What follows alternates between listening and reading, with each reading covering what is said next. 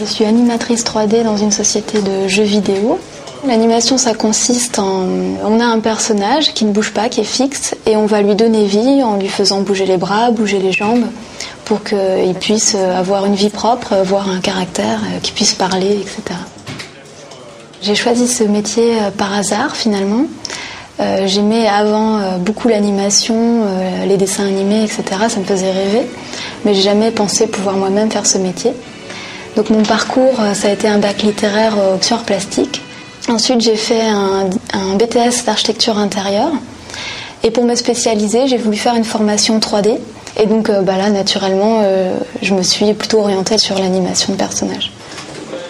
J'interviens après l'écriture du concept et du scénario. En fonction de ces deux documents, on écrit des listes d'animation, donc qui seront tous les mouvements de tous les personnages dans le jeu. Et une fois que c'est validé, avec l'ensemble de l'équipe d'animation, on anime les personnages et ensuite on les intègre avec les développeurs. Pour devenir animateur 3D, il faut avoir une sensibilité artistique forte.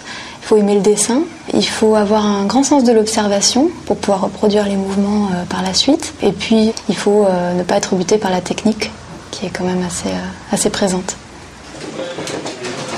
La patience, ça c'est clair, parce que c'est une technique artistique, un peu comme le dessin. On n'est pas doué du premier coup, il faut attendre vraiment longtemps avant de maîtriser l'animation. On est toujours en train d'apprendre des trucs.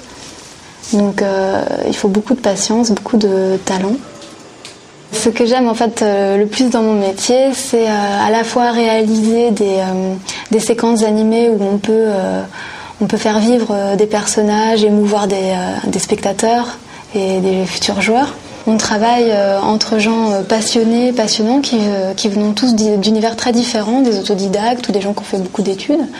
Et donc c'est vraiment très agréable en fait d'échanger nos passions, les points qui nous intéressent moins au quotidien.